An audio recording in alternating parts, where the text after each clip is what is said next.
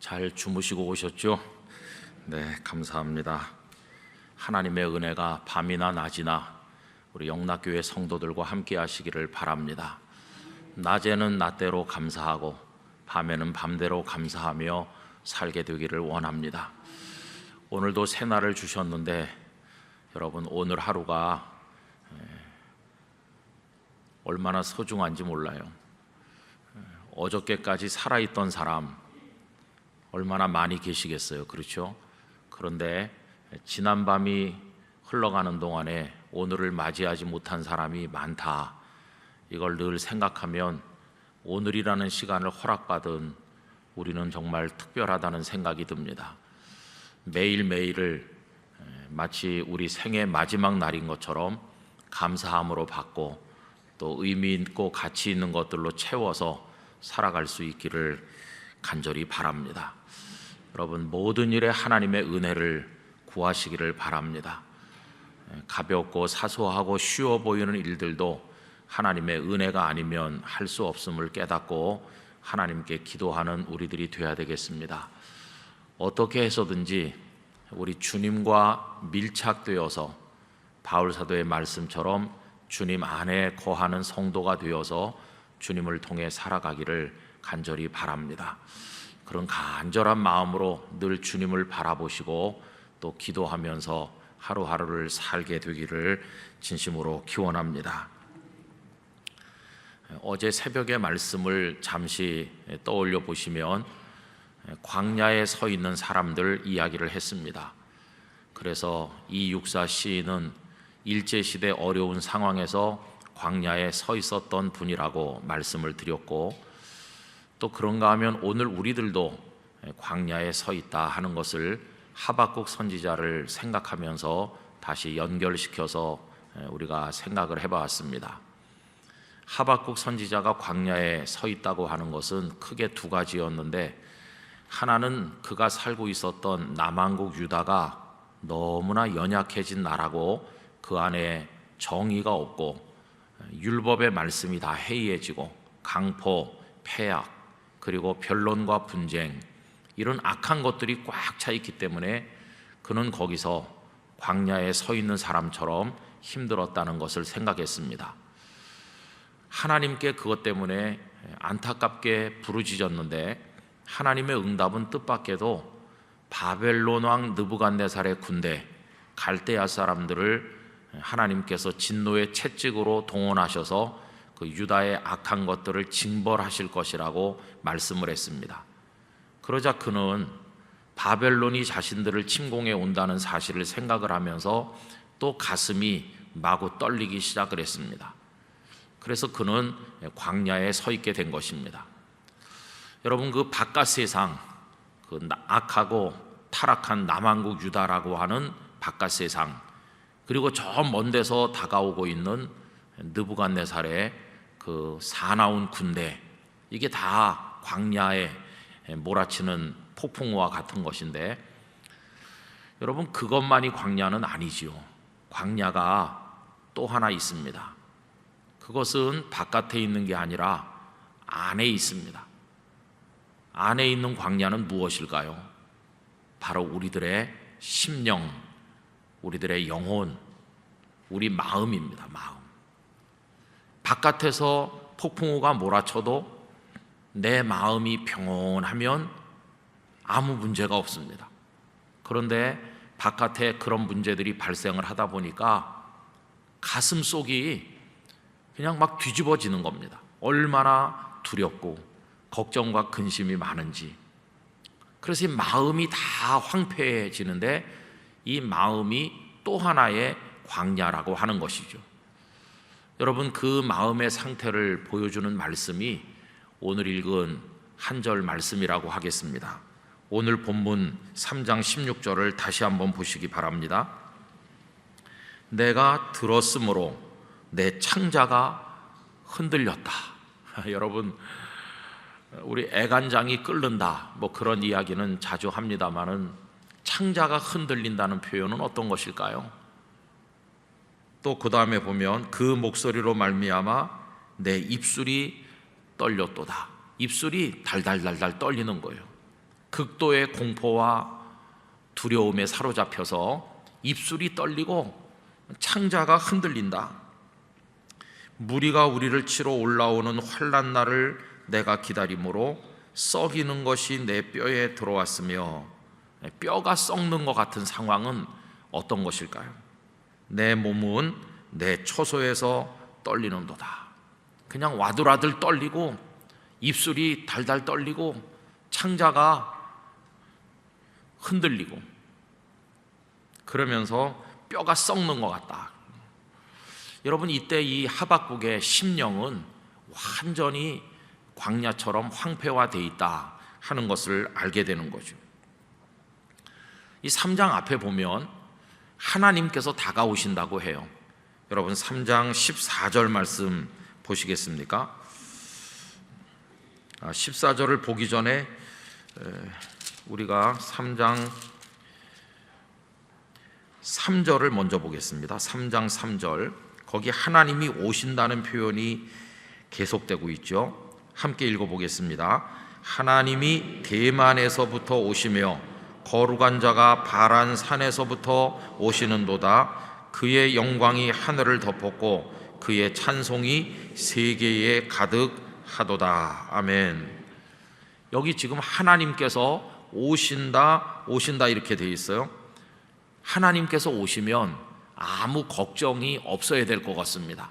걱정하던 사람도 걱정이 사라져야 될 것 같은데, 그런데 이상하게 걱정이 사라지는 게 아니라 아까 읽은 16절의 말씀처럼 그가 굉장히 고통 중에 있는 것을 볼 수 있죠.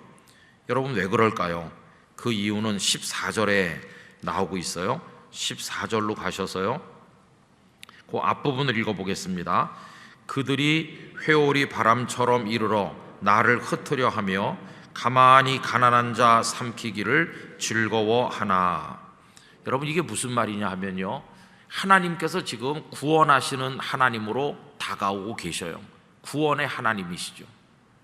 그런데 그 하나님이 다가오시는데도 왜 이렇게 창자가 흔들리고 뼈가 썩는 것 같고 왜 이렇게 두려우냐? 그 이유는 그 14절 앞부분에 방금 읽은 그것 때문입니다. 회오리 바람처럼 그들이 덮쳐와서 나를 흩으려 하며 가만히 가난한 자 삼키기를 즐거워합니다. 여기 그들이 누굴까요? 이 그들은 바벨론 군대를 의미하는 것입니다. 하나님께서 구원하러 오시기는 오셔요. 그런데 하나님의 구원이 오기 전에 한 걸음 더 먼저 오는 게 무엇일까요? 하나님의 채찍이 먼저 오는 거죠. 그 하나님의 채찍은 바벨론 군대인 것입니다. 그러니까 하나님의 손이 싸매 주시는 은혜를 얻으려면 무엇을 통과해야 될까요? 채찍을 통과해야 되는 거죠. 여러분, 예수님께서 부활의 영광을 우리에게 보여주시는데 그 부활의 영광 이전에 무엇이 먼저 있습니까? 십자가의 고통이 먼저 있는 것이죠. 십자가가 없이 부활은 없잖아요. 싸매 주시는 구원의 은혜를 얻으려면 채찍이 그 앞에 있는 것이에요. 그리고 우리 생각에는 채찍이 없으면 될 거 아니냐, 하나님께서 채찍으로 때리질 않으시면 될 걸 왜 채찍으로 때리시는가, 이렇게 생각하지만 우리 어제 아침에 본 것처럼 남한국 유다 사회가 얼마나 부패하고 얼마나 타락했습니까? 그러니까 채찍 없이 싸매기만 하는 일은 없는 것입니다. 여러분, 예수님께서 우리를 구원하시는 과정도 십자가 없이 우리를 구원하시면 좋지 않았을까 생각하지만 십자가가 왜 필수적으로 필요했을까요? 그것은 원리가 똑같습니다. 우리 인생들이 하나님 앞에 저지른 죄악이 너무나 관영하고 큰 것이에요. 그래서 이 죄라고 하는 것이 있기 때문에 이걸 처리하기 위해서 십자가가 있어서 예수님께서 우리의 죄를 대신 짊어지신 것이고, 그 십자가는 고난이요, 아픔이요, 죽음인데 그게 먼저 선행된 다음에 부활이라고 하는 게 그 다음에 오는 거죠. 남한국 유다 백성들의 악한 죄가 있어요. 그러니까 누군가는 채찍을 맞아야 되는 거죠. 그게 바벨론 군대가 오는 거죠. 싸매 주시는 구원은 그 다음에 오는 것이죠. 우리의 경우에는 채찍을 우리가 맞지 아니하고 예수님께서 대신해서 맞았다는 게 다를 뿐이지 이 과정은 똑같다는 걸 볼 수 있어요. 오늘 우리도 똑같습니다. 여러분, 내가 지금 어떤 고난 속에 빠져 있어서 광야에 서 있는 사람과 같다고 할 때 거기서 바로 구원으로 넘어가면 좋은데, 때로 우리들은 그 이전의 고통과 고난을 먼저 통과해야 될 때가 많이 있다는 것입니다. 그래서 여러분, 우리는 구원을 값싼 구원으로 여기면 안 되는 것이죠. 예수님께서 십자가를 통과해서 우리에게 주시는 구원의 은혜라고 하는 것은 싸구려 은혜가 아니라 당신의 죽음을 전제로 한 엄청난 값진 은혜를 우리에게 주신 겁니다. 하나님 아버지께서 우리를 사랑하신 그 사랑은 그냥 싸구려 사랑을 주신 게 아니었죠. 어떤 목사님은 이렇게 비유했는데, 여러분, 진품 반지가 있고 모조품 반지가 있잖아요. 정말 값진 보석이 박힌, 그리고 순금으로 잘 만든 진품 반지는 그 값이 굉장합니다. 그렇지만 똑같이 본을 떠서 만들어서 눈으로 구분이 안 돼도 모조품은 길바닥에서 싸구려로 막 팔립니다. 하나님께서 우리에게 주시는 은혜는 그런 값싼 모조품 은혜, 모조품 사랑은 아니었다는 것이죠. 그 속에 그 채찍에 고통이 있고 그것이 십자가인데 우리 주님이 그걸 다 담당하시고 당신이 죽으심으로, 그리고 나서 부활의 영광을 통해서 우리를 사망에서 생명으로 옮기신 사랑이요 구원인 것입니다. 지금 여기 하박국이 경험하고 있는 것도 그런 겁니다. 하나님의 구원하시는 손길이 오기는 오는데 채찍을 먼저 맞아야 되는 거죠. 그런데 그 채찍을 맞을 걸 생각하니까 오늘 16절에 아까 읽은 것처럼 창자가 막 흔들리고 뼈가 썩는 것 같고 입술이 달달 떨리고 몸이 막 흔들리는 거예요, 두려움으로. 여러분, 아닌 게 아니라 바벨론의 침략은 정말 무서운 것이었습니다. 어제 새벽에도 잠시 말씀드린 것처럼 그들은 1차 침략, 2차 침략, 3차 침략하면서 쓸만한 인재들 다 잡아가고 많은 걸 빼앗아가고 그 나라를 공격해서 힘들게 하더니 마지막에는 완전히 함락시켰죠. 피가 강물처럼 흘러내리고 하나님의 성전이 다 허물어져서 폐허가 되고 거름더미가 되었습니다. 너무나 두려워서 마지막 왕인 시드기야는 주랭랑을 쳤지요. 그래서 여리고 방향으로 도망을 쳤는데 추격군에 의해서 붙들려서 느부갓네살 왕 앞으로 끌려갔죠. 가보니 왕자, 공주, 그 자녀들이 다 잡혀와 있고, 얼마나 처참합니까? 아버지가 보는 앞에서 왕의 자녀들이 다 칼에 맞아 죽고 자식들이 죽어가는 모습을 아버지가 자기 눈으로 보는 심정은 어떤 거겠어요?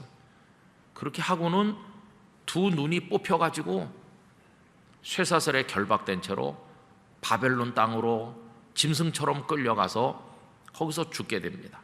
이게 유다의 멸망하는 마지막 모습이었습니다. 그걸 현장에서 지켜보신 분은 예레미야 선지자이시죠. 지금 하박국은 그걸 지금 생각하는 것입니다. 방금 14절에 읽은 것처럼 그들은 회오리 바람처럼 우리에게 다가온다. 그 심판, 하나님의 진노, 채찍이게. 그래서 지금 너무 두려운 것입니다. 마음이 다 황폐화되고 또 하나의 광야가 되어 있지 않습니까? 여러분, 저는 우리 영락교회 성도들께서 바깥에 있는 일들을 자꾸 생각하죠. 우리가 바깥에 있는 광야, 우리 대한민국 사회, 또 한국 교회 상황, 혹은 내 삶을 둘러싸고 있는 가정 형편, 경제 상황, 또 혹은 그 밖에 여러 가지 인간관계 등등 나에게 몰아치는 여러 가지 광풍들, 바깥에 있는 광야를 자꾸 생각해요. 그러나 여러분, 성경 말씀을 쭉 읽어보시면 더 심각한 광야는 우리 마음에 있는 광야입니다. 마음이 광야가 되지 않을 수만 있다면 우린 바깥의 광야를 견뎌낼 수 있습니다. 우리 마음만 평온할 수 있다면 바깥에서 몰아치는 광풍을 이겨낼 수 있습니다. 그런데 내 마음까지도 무너져 내리니까, 그 바깥의 상황으로 인해서 내 마음이 다 무너져 내리니까 우리는 못 견디는 겁니다. 여러분, 모든 지킬 만한 것 가운데서 가장 소중하게 지켜야 될 것은 우리들의 마음이라고 잠언에서 말씀하지 않습니까?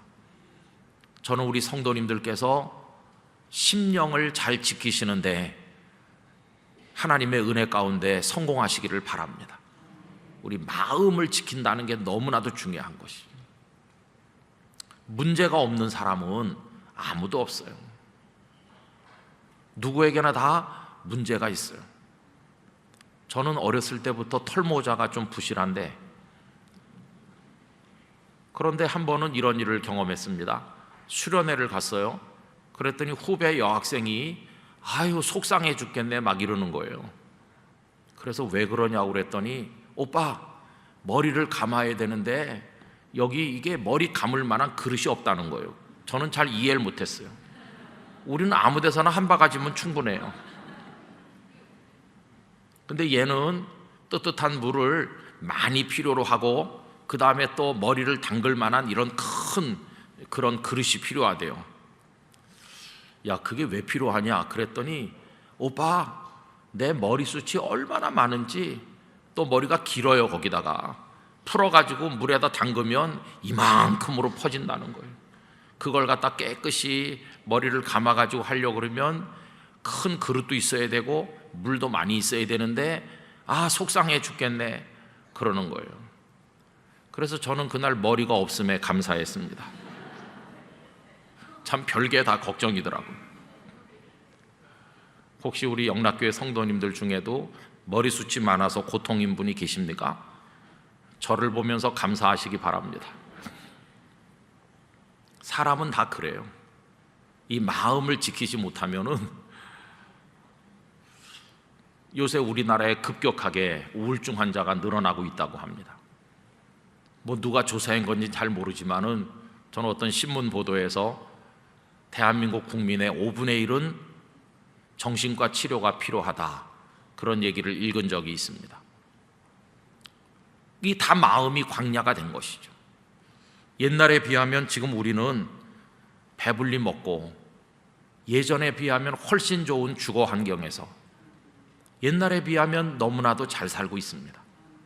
여러분, 옛날에 콩나물시루 같은 만원 버스 타면서 그 버스가 또 가끔 한 대 오기 때문에 줄을 길게 서서 못하면 학교 지각하고 가방 들고 뛰어가고 다 그렇게 60년대 70년대 고생하셨을 거예요. 단칸방에서 6시고 7시고 사신 분들도 많으실 거예요.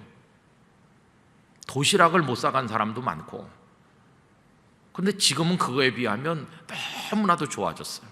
그러나 마음이 광야가 된 사람은 훨씬 더 많아지고 있는 게 아닌가, 이런 생각을 해보게 된다는 것입니다. 근데 여러분, 우리가 하나님 앞에 감사를 해야 된다고 생각을 할 때 가장 근원적인 감사는 어디서 나오는 것일까요? 다른 것이 아니라 우리의 심령 깊은 데서부터 나오는 것입니다. 하나님께 대한 감사는 속에서부터 나오는 거죠. 그런데 내 속이 광야가 돼 있으면 어떻게 감사할 수 있습니까? 언제나 우리의 감사가 형식에 그치는 가장 결정적인 이유는 내 마음이 광야가 돼 있으니 참된 감사가 불가능한 것이죠. 이번 주간 특별 새벽기도를 통해서 제 마음에 가지는 기도 제목은 영락교회 성도님들의 심령이 광야 상태이다 할지라도 거기서 부흥을 경험하시기를 바라는 것입니다. 그래서 여러분들 마음에서부터 우러나는 참된 감사를 하나님 앞에 드리시게 되기를 원합니다. 아무리 바깥의 조건이 좋아도, 등 따뜻하고 배부르게 먹고 살아도 내 마음이 광야인 채로 있으면 절대로 하나님 앞에 감사할 수 없는 것이죠.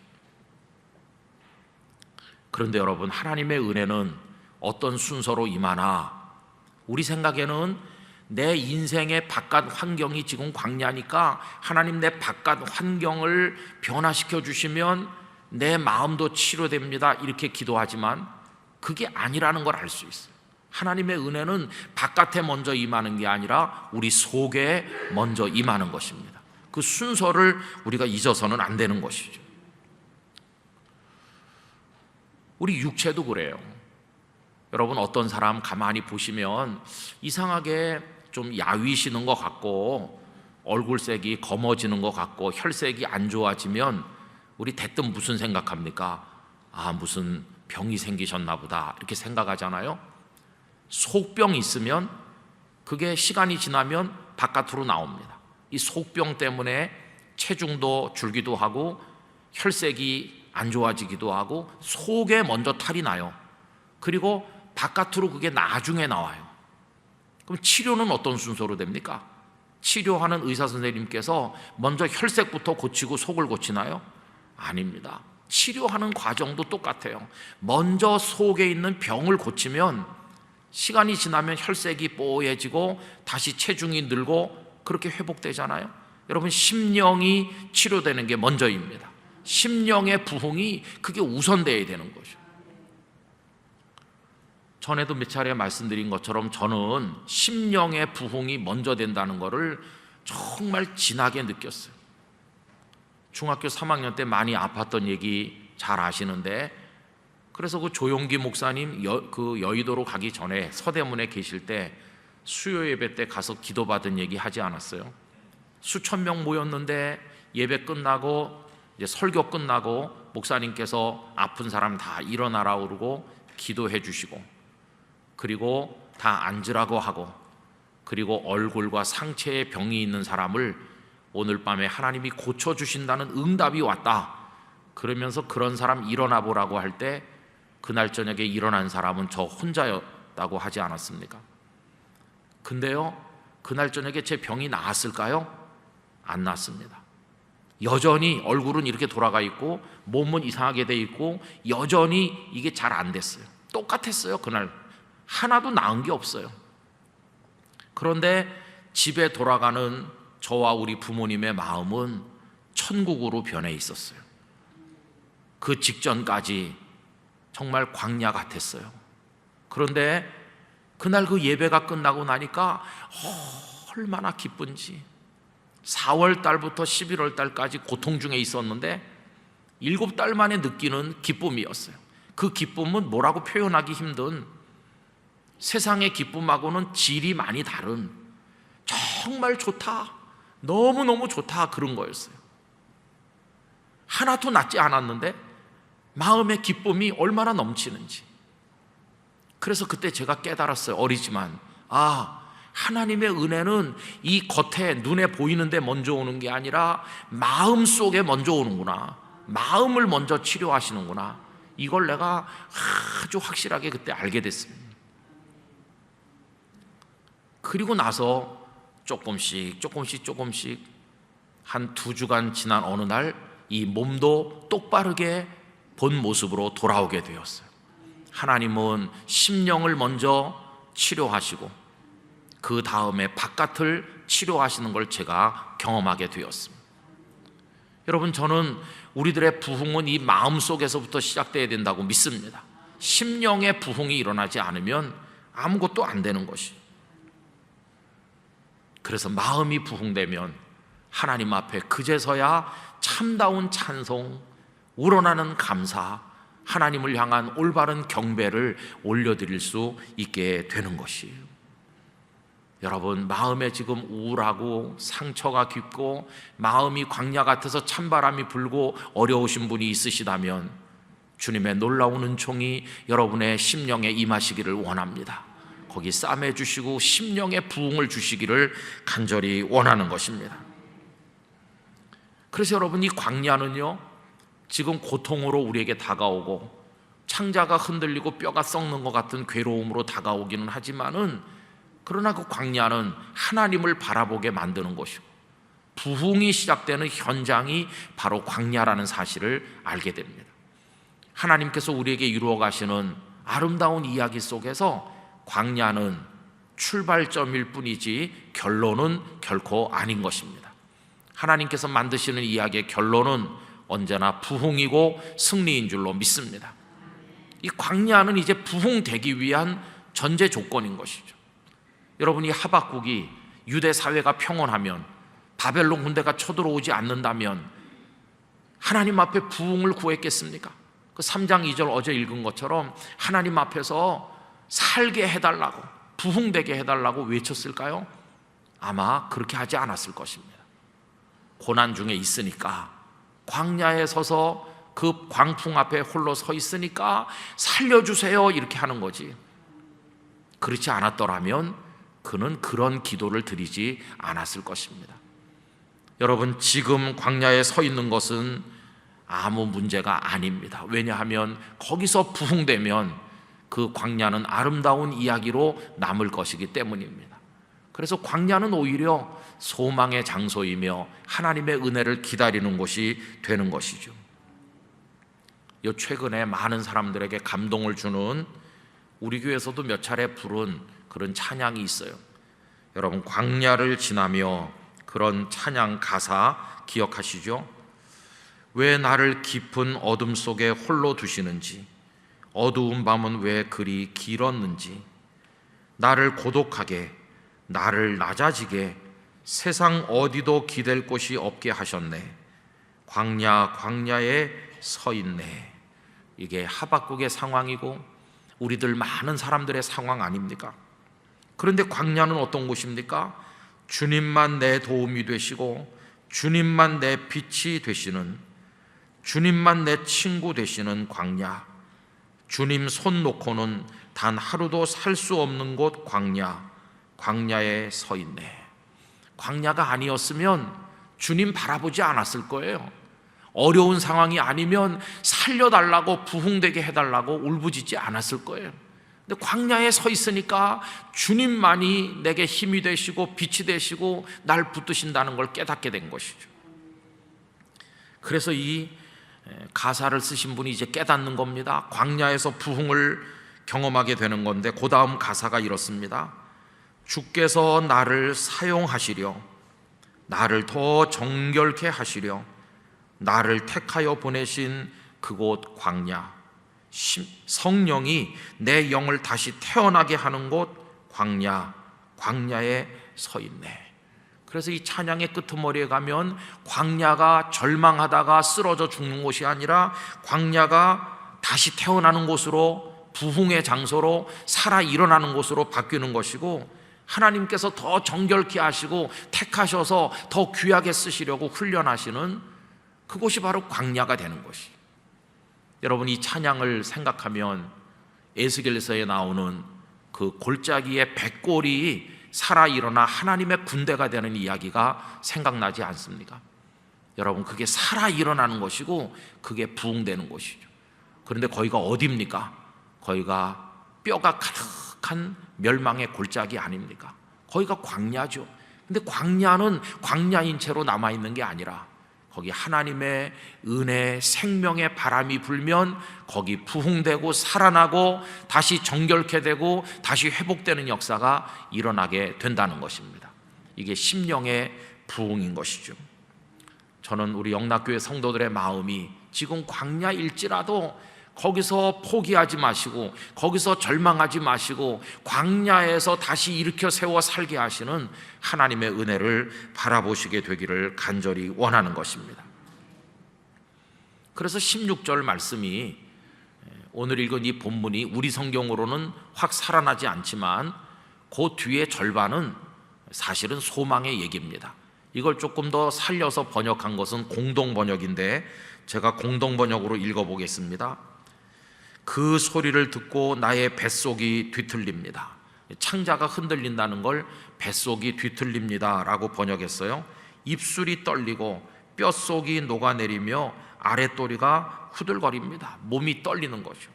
그런데 그 다음에 보면 우리를 덮쳐오던 백성에게 재앙이 떨어지는 날만 나는 기다리고 있습니다. 덮쳐오는 적이 누굽니까? 바벨론 군대죠. 그런데 하나님, 내가 지금 이렇게 고통 중에 떨리고 창자가 흔들릴 정도로 힘들지만은 그래도 아직 나는 포기하지 않았습니다. 왜냐하면 하나님께서 우리를 덮쳐오는 그 적들을 그냥 두지 않으시고 그들을 심판하실 것을 나는 믿고 그날을 기다리고 있습니다. 이런 소망이 이 속에 깔려 있는 걸 볼 수 있어요. 여러분, 유다를 덮쳤던 그 바벨론 느부갓네살의 나라는 나중에 어떻게 됐나요? 느부갓네살이 죽고 그 후손들에게로 그 나라가 넘어갔는데 영원할 것처럼 보이던 강대국 바벨론이 메대와 바사 연합군에 의해서 완전히 무너진 것을 아시지 않습니까? 하나님의 손이 신원하시는 날이 이르게 된 것을 말씀하고 있어요. 여기 하박국은 바로 그 날을 지금 기다리겠다는 것이에요. 내가 채찍을 맞을 수밖에 없지만 그 채찍을 들고 우리에게 다가오는 그 적들도 하나님의 심판을 받을 그날이 있음을 알고 내가 지금 견디고 인내하면서 오늘의 고통을 견디겠습니다. 참아내겠습니다. 그러니 하나님 나를 살려주세요. 이렇게 이야기하고 있는 것이죠. 저는 오늘 아침에 기도하실 때 우리들의 마음을 들여다보기를 원합니다. 우리는 언제나 자꾸 바깥을 봐요. 대한민국 사회가 이래서 광야야, 우리 가정이 이래서 광야야, 이렇게 자꾸 말합니다. 그러나 더 심각한 광야는 메마른 우리의 심령인 것이죠. 여러분, 우리의 심령을 부여잡고 하나님 앞에 기도하셔야 됩니다. 하나님, 먼저 나의 심령에서부터 살아 일어나는 은혜를 얻게 하여 주시옵소서. 심령이 부흥되면 바깥의 광풍을 얼마든지 이겨낼 수 있게 될 것입니다. 오늘은 여기까지만 말씀드리고 내일 아침에 그 이야기를 이어가도록 하겠습니다. 하나님께서 성도님들의 마음에 위로와 소망과 은혜를 주시기를 진심으로 기원합니다. 기도하겠습니다. 아버지 하나님, 하박국의 고통이 저희의 고통이었습니다. 하박국이 창자가 흔들리고 뼈가 썩고 입술이 떨린다고 말할 그 고백이 저희가 경험하는 일일 때가 많았습니다. 하박국만 그랬던 것이 아니라 믿음의 사도였던 바울 사도도 두려움에 떨 때도 있었고 고난 중에 몸부림칠 때도 있었노라고 고백하신 것을 보았습니다. 살 희망이 끊어져서 두려워하였다고도 고백한 것을 저희들이 읽습니다. 아버지 하나님, 바깥의 광야가 마음의 광야가 될 때 우리들은 살 희망을 잃어버리게 됩니다. 아무런 감사도 드릴 수 없게 됩니다. 그러나 하나님의 회복시키시는 은혜는 먼저 우리의 마음속에서부터 시작되는 줄로 믿습니다. 주여, 우리의 심령이 살아 일어나기를 원합니다. 우리 영혼을 부흥시켜 주시기를 원합니다. 바깥의 광풍을 이겨낼 수 있는 심령의 부흥을 저희 모두에게 허락하여 주시옵소서. 오늘 아침 기도할 때 저희의 마음속을 들여다보게 하시고 메마른 광야처럼 되어 있다면 하나님 앞에 눈물로 기도하게 해주시기를 원합니다. 그래서 우리 마음속 깊은 데서부터 우러나는 진정한 감사를 하나님 앞에 드릴 수 있도록 은혜 베풀어 주시옵소서. 이 아침에 나온 성도 한 분 한 분의 머리 위에 손을 얹어 주시기를 원하오며 복을 주시기를 원하오며 가정에서 기도하는 성도들의 기도를 흠향하여 주시기를 원하오며 오늘 하루도 주 안에 거하는 복된 성도들이 되게 해 주시옵소서. 이제는 주 예수 그리스도의 은혜와 아버지 하나님의 사랑과 성령님의 교통하심이 영락교회 모든 성도들 중에 영원토록 함께 하시기를 축원하옵나이다. 아멘.